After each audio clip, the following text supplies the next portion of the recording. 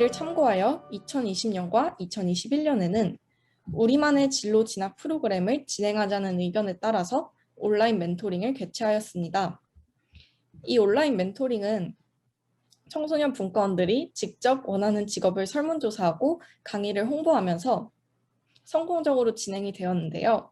올해도 10월 13일에 개최되는 미래교육 한마당에 참여를 해서 멘토링을 진행할 예정입니다.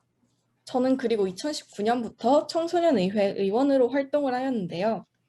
먼저 청소년의회에서는 청소년 희망 목소리라는 캠페인을 진행하여 정책 조사를 위한 밑바탕을 다지고 이를 바탕으로 참여위원회, 인권보호위원회, 복지안전위원회 3개 상임위원회별로 정책을 제안하였습니다.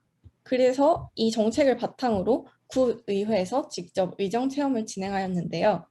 이렇게 본 회의장에 직접 가봐서 연설도 하고 구의회 의장님과 직접 얘기를 나누며 정책에 대한 이야기를 해보았습니다. 이거는 이제 우리가 마을을 통한 교육이라고 해서요. 마을에 있는 자원을 활용해서 아이들과 함께 했던 활동들입니다. 그래서 용산구 건강가정 다문화 가족 지원센터나 용산교육복지센터 연계해서 함께 했던 활동들도 있고요. 학교 자체적으로 진행했던 프로그램들도 있는데요. 소그룹 체험 활동입니다. 그래서 용산공예관이나 아니면 해방촌 가죽공방, 그다음에 카라반 칼반트라는 목공 체험 공간, 그다음에 신흥시장 쪽에 있는 사진관 이런 체험들을 아이들과 함께 다니면서 마을에 대해서 배우고 마을을 이용해서 교육을 했던 것 같습니다. 그다음에 요즘 중학교에서는 자유학년제를 전체적으로 시행하고 있잖아요. 그래서 자유학년제 중에 직업체험이나 이런 걸 할 때도 마을에 있는 자원들을 다 섭외를 해서 그쪽에 아이들이 직접 방문해서 직업을 체험할 수 있도록 하였는데요. 이걸 직접 수업에서 끝나지 않고 용산구청에서 진행했던 청소년 문화축제 용산락원이라고 있었어요. 거기에 이제 참여를 해서 커피를 직접 판매해 보면서 어떤 경제 개념도 익히고 그래서 이런 수익금을 또 주변에 있는 기관들, 감사한 기관들에 환원하는 활동도 했었습니다. 그래서 용산경찰서에 가서 무료로 커피 나눔 활동도 진행을 했었고요. 그 다음에 또 커피를 판매하고 벌었던 수익금으로는 용산복지재단에 기부하는 활동도 식물사랑부를 운영했습니다. 이것은 학교에서 요청을 해서 마을과 학부모와 학생이 함께 학교 환경을 꾸며라 하는 학교 환경 조성 사업이었거든요. 그래서 하고 나니까 등교길이 밝아지고 1년에 3, 4회 정도 계절에 맞는 꽃 가꾸고 정원의 돌 꾸미기를 통해서 정서 순화에 힘썼는데 다른 학생들도 이제 학교에 오면서 학교 정원의 꽃을 보고 기분이 좋아져서 보람이 되었지만 제가 담당자로서 학부모의 일정, 재료 준비, 꽃 심는 일정, 학생, 학부모, 학교 일정까지 고려해서 하는 관리의 문제가 힘들었고요. 그리고 일회성 사업이 아니라 1년 동안 지속되는 사업이라서 하기가 조금 어려웠던 기억이 납니다.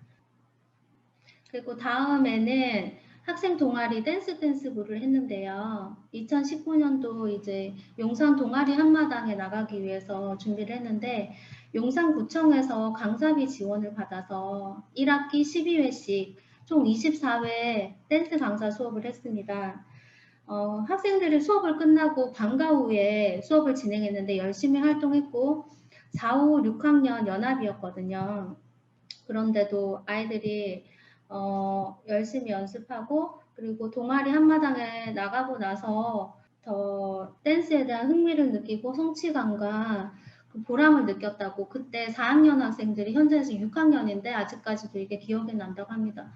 근데 이런 거를 운영하면서도 또 힘든 것이 주기적인 강사와의 소통과 시간 잡기, 공간 확보, 그리고 방과 후 학생들 출석 문제 등 모든 관리를 제가 해야 된다는 또 하나의 수업을 해야 된다는 고민이었습니다. 그리고 다음으로 이제 반학급 행사로 남산타워 체험을 했는데요. 버스 타고 남산 도서관에 가서 이제 도보로 남산 25분 정도 되는데 남학생들은 막 뛰어가더라고요. 그래서 도착하자마자 찍었는데 물을 막 마시고 있었습니다. 그래서 간식을 먹고 이제 타워와 전망대를 보고 난 뒤에 내려오는 일정이었는데 학급에서 원하는 학생들과 참여해서 산을 오르니까 즐거웠다. 그리고 천천히 남산의 자연 환경을 느꼈고 학급 소풍을 또 하고 싶다 뭐 이런 내용이 있었습니다. 그리고 마지막으로 서울 희망교실과 연계해서 동네 도자기 공방에서 컵을 페인팅하고 2주 후에 도자기를 받았는데요. 일단 코로나 이전 상황이라서 이렇게 대면으로 다 할 수 있었는데 학생들이 마을에 어떤 공방이 있고 친구들과 함께 활동하면서 즐거운 시간 갖고 우리 동네 이런 공방도 있는지 알게 되었다고 했고, 그리고 방과 후에 다양한 다문화 행사에도 참여했고 했더니 아이들이 멀리 나가지 않고 학교 주변에서 다양한 행사와 체험 공간이 존재해서 좋았고 우리 마을 관련 활동하니까 더 친근하게 다가왔다 이런 수업 소감을 들었습니다.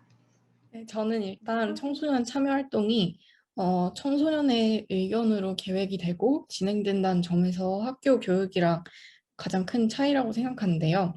학교에서는 보통 7교시 내내 선생님들의 판서 수업을 듣고 일방적으로 습득을 해야 하는 경향이 있는데, 그래서 이때 수업들이 뭔가 학생들의 의견이 많이 반영이 되지 않은 수업들이 많아요. 그래서 저는 청소년 참여 활동을 통해서 다양한 체험, 그리고 자신에게 맞는 활동을 하는 것을 이제 혁신교육지구 사업을 통해서 보충을 할 수 있다고 생각하는데요. 코로나로 비대면 교육이 강화되면서 함께 뛰어놀던 오프라인 공간이 사라지면서 아이들은 학교에 더 오고 싶어 했고 친구들과 더 놀고 싶어 합니다. 그래서 제가 온라인 수업에서 학교에서 배우고 싶은 공부를 써보았습니다. 학생들의 의견이 참으로 다양했는데요.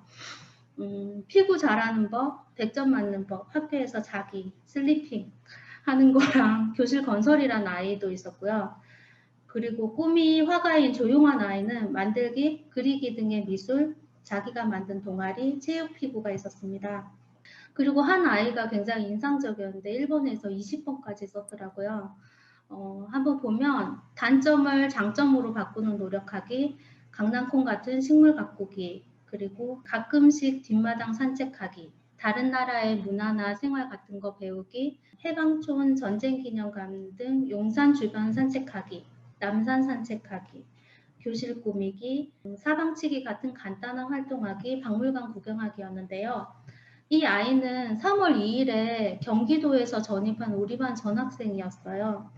그래서 학생들이 마을이 궁금하고 마을에서 뛰어놀고 싶어하고 학교와 마을을 함께 생각하고 있어서 제가 사업이 힘들더라도 참여하면서 이제 마을 결합 혁신 지구 업무는 기피 사업이 아니라 학생들에게 해야만 하고 꼭 필요한 교육이라는 생각이 들었습니다. 강사에게 배우는 프로그램을 개발하면 이제 학교에서 아까 우리 반 아이가 적었는데 하기 어려운 전문적인 무용 교육이나 악기 교육, 동물 기르기, 뭐 요리 실습, 꽃꽂이, 뭐 메이커 교육 등의 실습과 연계해서 마을 강사한테 배우면 더 현실적이고 보람되고 자긍심 있는 교육이 될 것 같습니다. 근데 이렇게 운영자 면에서 하면 역시나 관리자의 혁신 교육 마인드가 필요하고요.